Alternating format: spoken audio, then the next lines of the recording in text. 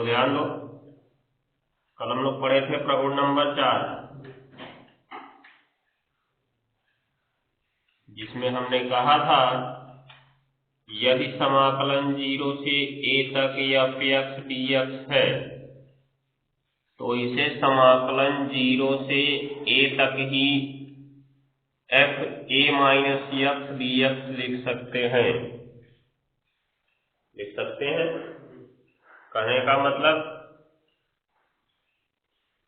जिस हिसाब से यहाँ पे a दिख रहा है हमको अपर लिमिट, उस अपर लिमिट में से x घटा के इसकी जगह पे लिख सकते हैं, सवाल में कोई फर्क नहीं पड़ेगा। इसके लिए हमने एक एग्जाम्पल भी दिया था कि अगर हमारे पास मान लो 0 से कहाँ तक π/2 तक एक फलन हो sin x का dx, तो इसको हम लिख सकते हैं 0 से π/2 तक ही sin a-x ना, और a की जगह क्या दिख रहा है π/2 और माइनस x dx लिख देंगे। दोनों के मान में कोई परिवर्तन नहीं आएगा, समझ गए? दोनों के मान में कोई परिवर्तन नहीं आएगा, दोनों सेम हो, ठीक है ना? ये चीज को ध्यान में रखना है। तो यही हमको यहाँ पे प्रूफ करना है कि कैसे दोनों बराबर हैं। प्रूफ करने का दो ऑप्शन है, RHS से चलो LHS लेके आओ, चाहे LHS से चलो RHS लेके आओ। तो LHS से RHS बड़ा है इसलिए लाना कठिन होगा, RHS से LHS छोटा करना है इसलिए हम आसानी से ला सकते हैं। कैसे? देखो, प्रूफ दोनों का प्रूफ कर दिया जाए सीधे सीधे, उसी से कर दें इसी को, चलो ठीक हो, उससे इसी को कर देते हैं। देखो इधर क्या होगा, प्रूफ के लिए RHS को पकड़ो, समाकलन करना है 0 से a तक f(a-x) उसके बाद dx। अब एक चीज ध्यान दो, जब हम इस तरह का समाकलन करते हैं, जैसे हमको sin x का समाकलन करना होता है तो हम सीधे सीधे कर देते हैं, करते हैं। और उसके बाद अगर हमको sin 5-x का समाकलन करना होगा तो कैसे करते हैं? तो दिमाग क्या करेंगे? ये sin x है, इसका समाकलन पड़ेगा ना -cos x, x इसमें भी है और x इसमें भी है, इसलिए हमने कहा था समाकलन सूत्र की तरह कर देंगे और x का गुणांक से भाग दे देंगे। ध्यान देना, समाकलन सूत्र की तरह कर देंगे और x का गुणांक से भाग दे देंगे। मतलब sin x का समाकलन जैसे -cos x होता है ना, वैसे sin 5-x का होगा -cos 5-x, लेकिन बटे लिखना होगा हमको क्या, x का गुणांक, बाकी सारी चीजें वही रहती, ठीक। तो अब क्या हुआ, इसको हमने लिखा cos 5-x और x का गुणांक क्या है -1, कट गया तो कितना आ गया, cos 5-x आ गया, आया ना? तो ये प्रकार से इसका समाकलन होता है। तो अब यहां पर हमारे पास फलन तो f(x) रहता है, क्योंकि हमने जो समाकलन पढ़ा वो किसका समाकलन पढ़ा है, समाकलन f(x) dx का पढ़े हैं ना, कैपिटल F(x) पढ़े हैं ना, यही तो पढ़ रहे थे, अभी हम लगा रहे थे निश्चित समाकलन शुरू की, तो यही तो सूत्र हमने प्रयोग किया था। तो हमने f(x) का पढ़ा है कैपिटल F(x), x की जगह हमको क्या दिख रहा है, x की जगह यहाँ पे a-x दिख रहा है ना, तो x यहाँ पर भी है, x इसमें भी है, अर्थात हम सूत्र की तरह इसका समाकलन कर सकते हैं, नहीं कर सकते? सूत्र की तरह इसका समाकलन हम कर सकते हैं, और लेकिन हमको क्या करना होगा, इसी की तरह x का गुणांक से भाग देना होगा, समझ गए? दूसरा ऑप्शन हमारे पास क्या है, इसी a-x को t मान लें, प्रतिस्थापन विधि, क्योंकि x a का अवकलन 0 हो जाएगा, x का अवकलन 1, तो इसके बाद में 1 मौजूद है कि नहीं है, दिखाई दे रहा है? तो इसका अवकलन सवाल में मौजूद है, तो प्रतिस्थापन भी कर सकते हो, डायरेक्ट भी कर सकते हो, प्रतिस्थापन भी कर सकते हो, दोनों ऑप्शन है तुम्हारे पास। तो हम लोग क्या करें, डायरेक्ट या प्रतिस्थापन?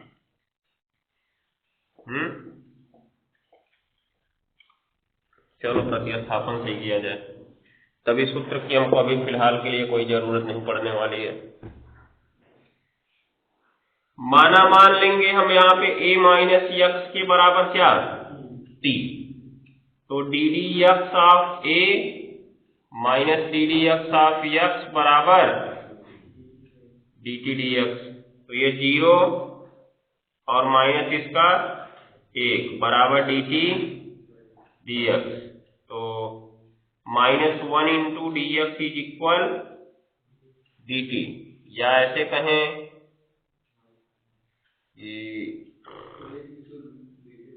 डी एक्स बराबर माइनस डी टी। हो गया ना, ये आ गया। अब हम इसको प्रतिस्थापित कर सकते हैं। तो कैसे प्रतिस्थापित किया जाए, यहीं पे ना। तो इसलिए बराबर लिमिट भी तो प्रतिस्थापित करना पड़ेगा तब।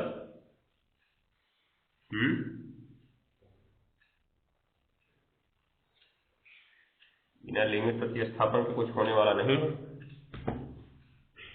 तो यहां लिखो लिमिट प्रतिस्थापन। पहला लोअर लिमिट क्या, यहां पे लोअर लिमिट क्या है, पहले 0। अब क्योंकि हमने माना क्या है, t बराबर a माइनस एक्स, यही माने है ना। तो x बराबर 0 तो t बराबर a माइनस 0, अर्थात t बराबर क्या आ गया, a आ गया। फिर दूसरा नंबर अपर लिमिट देखना है ना। जब x बराबर क्या है, a है, तो t बराबर क्या आने वाला है, a माइनस a, अर्थात 0 आ गया। दिखाई दे रहा है। तो इसलिए अब हमारा सवाल क्या हो गया, जो लिमिट 0 से a थी, अब वो लिमिट a से 0 हो गई। दिखाई दे रहा है। और इसके बाद f हुआ, और इसको हमने क्या मान लिया था, t मान लिया, और जो dx है उसकी जगह क्या रखना है, माइनस dt। फाइनली हमारा ये माइनस आ गया बाहर, और ये हो गया a से लेकर कहां तक, 0 तक, और ये हो गया ft dt। हो गया ना। अब इसमें प्रगुण लगा सकते हो तुम, प्रगुण। यहां पे t दिख रहा है ना। कल हमने कौन सा प्रगुण पढ़ा कि t की जगह x रख दो, चाहे x की जगह t रख दो, मान में कोई परिवर्तन नहीं होता है। प्रगुण नंबर 2 यही था ना। तो एक चरपद को हम दूसरे चरपद से बदल सकते हैं, अर्थात हमको ले आना है RHS से LHS ना। RHS से हमको क्या ले आना है, LHS से आना है, लेकिन LHS में देख रहे हो x दिख रहा है, और हमारे सवाल में क्या दिख रहा है, t दिख रहा है। तो हम कह दें कि t को x से प्रतिस्थापित करने पर, अर्थात जहां जहां t है वहां वहां क्या रख दे, x रख दे, मान में कोई परिवर्तन नहीं होगा। ऐसा हमने कल प्रूफ भी किया था प्रगुण नंबर 2 की सहायता, ये थे ना। तो अब यहां पर देखो ऐसे लिख देंगे, क्योंकि प्रगुण किससे, 2 से, हो गया ना। t को x से क्या करने पर, प्रतिस्थापित करने पर, मतलब जहां t है वहां हम x कर देंगे। तो नोट कर लो इतना, तब फिर आगे बढ़े।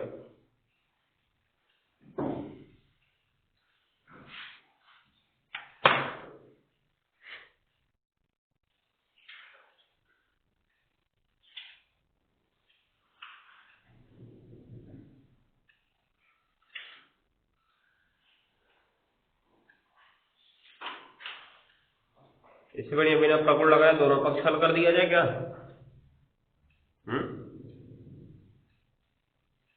बिना प्रगुण लगाए दोनों पक्ष हल कर दे। हाँ, मान लो जैसे इसको प्रूफ करने को तुमसे पूछ लिया कि इसको प्रूफ कीजिए, तो आवश्यक नहीं कि इसमें प्रगुण लगाओ ना। प्रूफ करना है, दोनों पक्ष से भी प्रूफ कर सकते हो।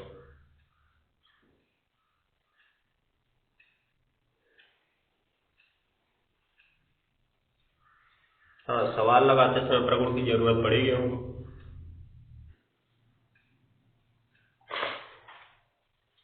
देखो, ये प्रतिस्थापित करने की जरूरत हमको क्यों पड़ी थी, क्योंकि हम RHS हल कर रहे हैं, उससे हमको LHS ले आना, और LHS में सब जगह क्या दिख रहा है, x दिख रहा है, इसलिए हम सभी t को किस में बदलेंगे, x में बदलेंगे। प्रगुण नंबर 2 कहता है कि अगर हम t को x में बदल दें निश्चित समाकलन में तो उसके मान में कोई परिवर्तन नहीं होता है, ठीक है ना।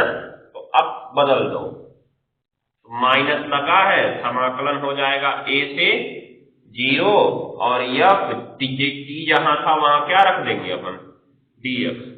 आ गया है LHS, fx dx आ गया, लेकिन परेशानी क्या है, यहां की लिमिट क्या है, यहां की लिमिट क्या है, लिमिट भी उल्टा है, चिन्ह भी उल्टा है। तो कौन सा प्रगुण, प्रगुण नंबर 1, प्रगुण 1 से, प्रगुण 1 से लिमिट पलटने पर क्या हो जाता है जी, चिन्ह बदल जाता है, अर्थात में यही लिखो है ना हम लोग, तो लिमिट पलटने पर चिन्ह बदल जाता है। याद रखना है ऐसे ऐसे, अब ये नहीं कि उसका सूत्र याद रखने जाओ, सूत्र याद रखने की जरूरत नहीं है तुमको सवाल में प्रतिस्थापन करना है ना, तो उसके बेसिक्स पॉइंट याद रखो जो हमने अर्थात करके नीचे लिखवाया है।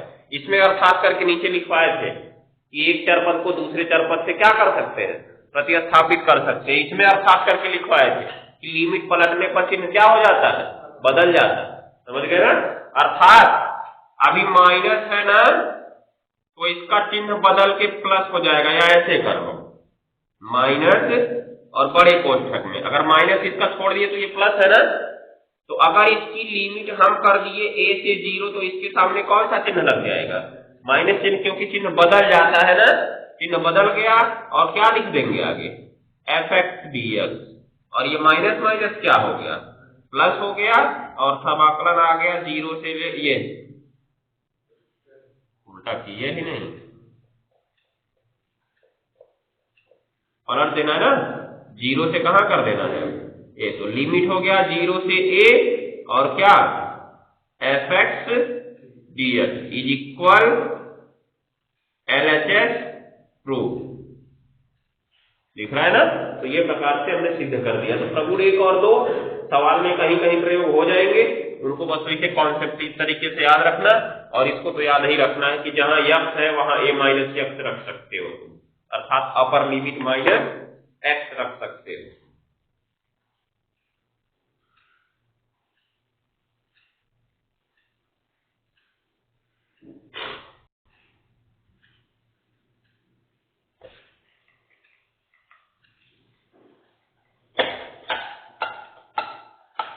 चलो अब लिखो प्रगुण नंबर 5।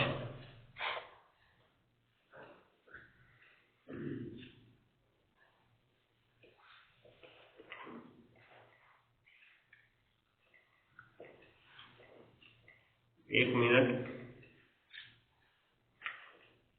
प्रगुण नंबर 5 से पहले एक इंडिकेट हेडिंग लिख लो, इंडिकेट हेडिंग,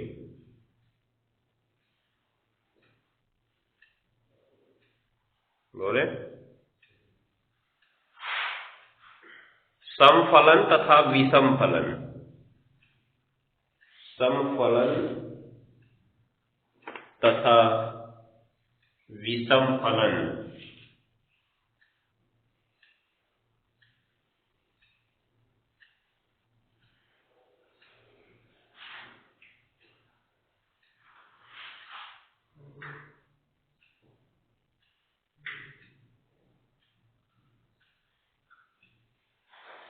हो गया ना, समफलन तथा विषम फलन। अब ये क्या है, लिखो इसके अंदर पर,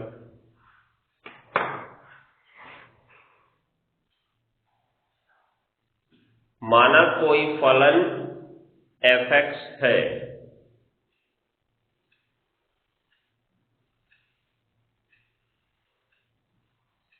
माना कोई फलन fx है, हो गया। तो इस फलन में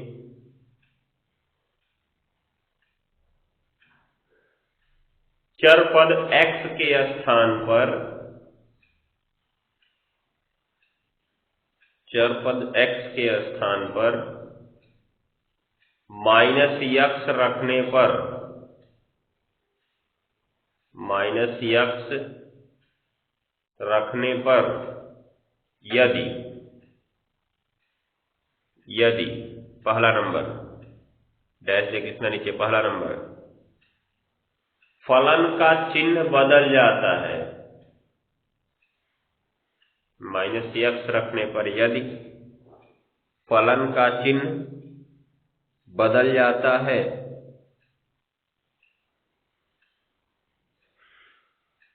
तो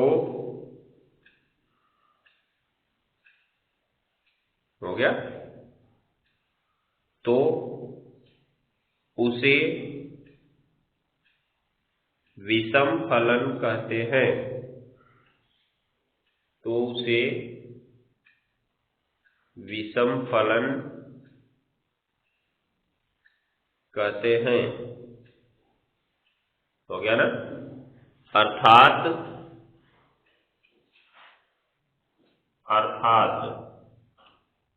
हमारे पास फलन f(x) है ना, में x बराबर क्या रखने पर, माइनस x रखने पर क्या हो जाएगा जी, f माइनस x हो जाएगा ना।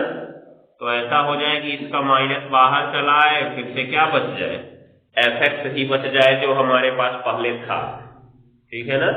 तो इसे हम कहेंगे विषम फलन। कहने का मतलब अगर f माइनस x बराबर माइनस fx है तो कौन सा फलन होगा जी, फलन विषम होगा। क्या होगा, विषम होगा। इसको लिखो तब आगे बढ़ो।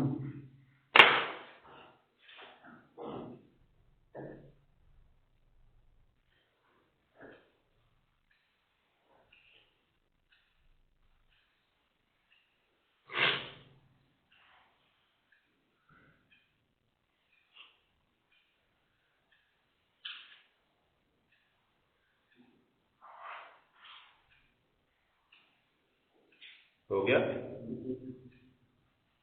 जैसे देख लो एक एग्जांपल, मान लो हमारे पास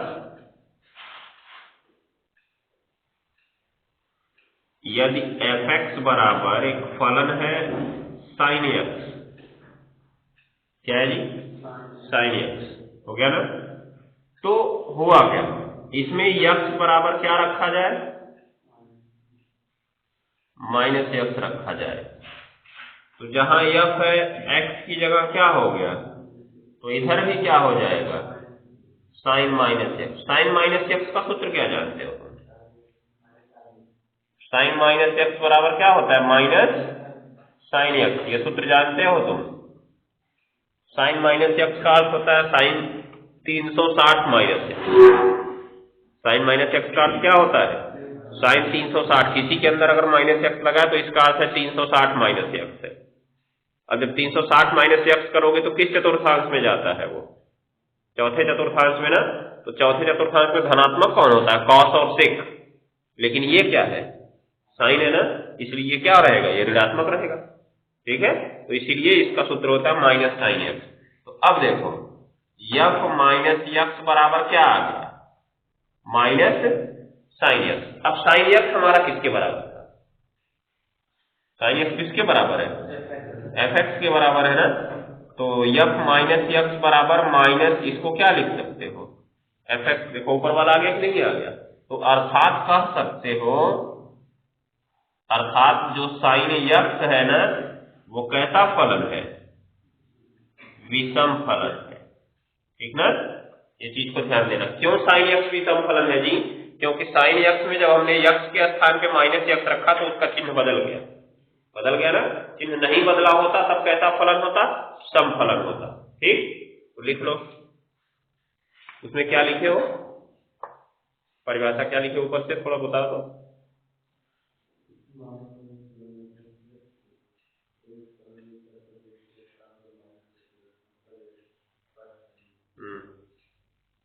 पहला नंबर क्या लिखे, ठीक है, सही है। अब इसको नोट कर लो जैसे में एग्जाम्पल, तब उसके बाद दूसरा नंबर पे चले।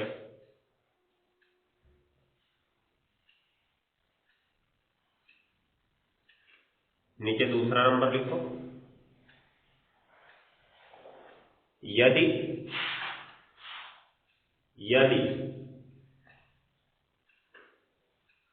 फलन के चिन्ह में परिवर्तन नहीं होता है, यदि फलन के चिन्ह में परिवर्तन नहीं होता है, परिवर्तन नहीं होता है तो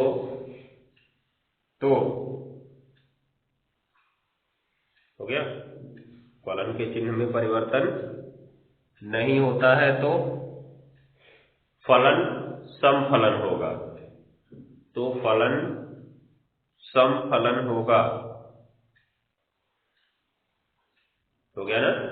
अर्थात देखो fx में अगर x बराबर हमने माइनस x रखा तो देखो f माइनस x मिला ना, फिर भी हमको बाहर प्लस ही मिले, मतलब बाहर माइनस ना आए बाहर प्लस ही आए, तो फलन कौन सा फलन होगा, तो फलन समफलन होगा। जैसे एग्जाम्पल देख सकते हो, यही साइन x की जगह cos x कर दो, क्या कर दो, cos x। तो अब देखो साइन की जगह सब क्या रहेगा, cos रहेगा। यहाँ सूत्र भी वही हमको देखना पड़ेगा। देखो पहले तो याद कर लो, cos माइनस x का सूत्र क्या होता है, cos माइनस x का cos 360 माइनस x, और 360 माइनस चौथे में जाएगा, चौथे में cos धनात्मक होता है, इसलिए इसका चिन्ह क्या रहेगा, प्लस cos x रहेगा। देख रहे हो ना। अब इसमें रखोगे तो ऐसे बना cos माइनस x, लेकिन इसका सूत्र क्या रह गया, प्लस cos x, तो यहाँ पर भी प्लस fx आ गया। क्या चिन्ह में बदलाव हुआ, x बराबर हमने माइनस x रखा तो क्या फलन का चिन्ह बदला, नहीं, प्लस पहले से था प्लस अब भी है, देख रहे हो। तो अर्थात हम कह सकते हैं कि जो cos x है वो कैसा फलन है, समफलन। ठीक है, तो इस तरह के सवाल मिलेंगे तो पहले ऐसे रख के जांच लेना है, तब प्रगुण नंबर 5 लगाना है, समझ गए। तो लिख लो इसको।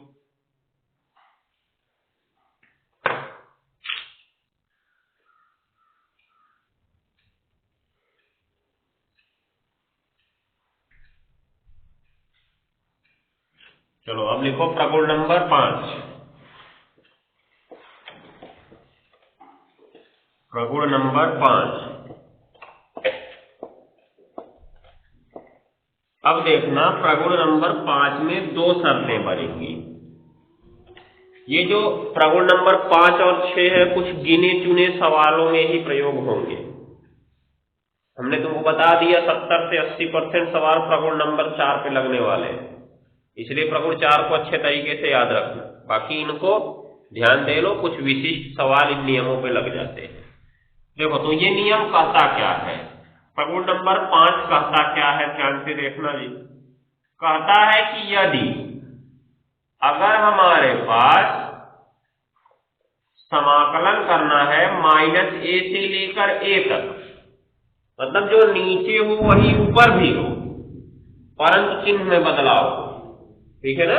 जैसे माइनस 90 अंश से प्लस 90 अंश तक, माइनस 10 से प्लस 10 तक, ठीक, ये ध्यान देना है। और फलन क्या हो जी हमारा, fx dx हो। तो इसमें बन जाती है 2 शर्तें। सम विषम फलन स्पेशली इसी के लिए लिखो है, 2 फलन बनेंगे ना, एक सम फलन एक विषम फलन, तो 2 उत्तर भी आएगा। तो उत्तर क्या आएगा, देखो पहला वाला इसके बराबर डायरेक्ट 0 हो जाएगा। क्या हो जाएगा, कहने का मतलब समाकलन माइनस a से a तक और fx dx बराबर डायरेक्ट क्या लिख दो, 0। कब लिख दो डायरेक्ट 0, जब फलन जो हमारा fx है वो क्या हो, क्या हो जी, विषम हो। कहने का मतलब इसके बराबर 0 रखने से पहले तुम्हें जांच करना होगा कि fx सम है कि विषम, समझ गए ना। जैसे उसने कहा कि ऐसे समाकलन माइनस π/2 से प्लस π/2 तक साइन x dx का मान निकालो, ठीक, ऐसा उसने कहा ना। तो अब इसके बराबर हम डायरेक्ट 0 रख सकते हैं। क्यों रख सकते हैं जी, क्योंकि हमने पता कर लिया है साइन x एक कैसा फलन है, विषम फलन, और अगर विषम फलन हुआ तो इसकी वैल्यू तुरंत क्या हो जाएगी, 0 हो जाएगी, बिना कुछ सोचे समझ गए ना। ये चीज को ध्यान में रखना है। वहीं पे अगर अभी क्या होता, समफलन होता, समफलन, तब वो जुड़ गया होता। ठीक, मतलब दो चीजें हो जाएंगी। अब देखो, अगर समफलन हुआ तो दूसरे वाले में क्या होता है, 2 इंटू जो समाकलन अभी -a से a दिख रहा है ना, वो समाकलन हो जाता 0 से कहां तक, a तक। कहां से कहां तक हो जाता जी, 0 से a तक हो जाता, और उसके बाद यहाँ पे fx का क्या हो जाता, dx हो जाता।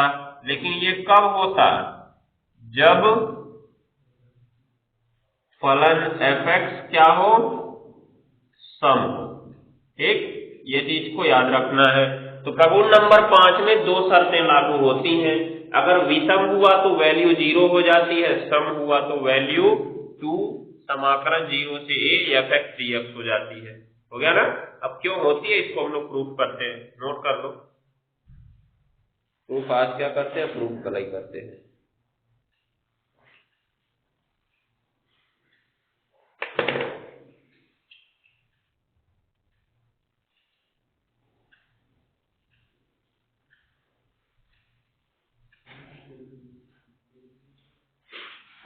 तो अभी ध्यान दे लेना यहाँ पे, किसी भी फलन में प्रगुण नंबर 5 लगाने से पहले उसके सम या विषम होने की जांच तुम्हें करनी होगी।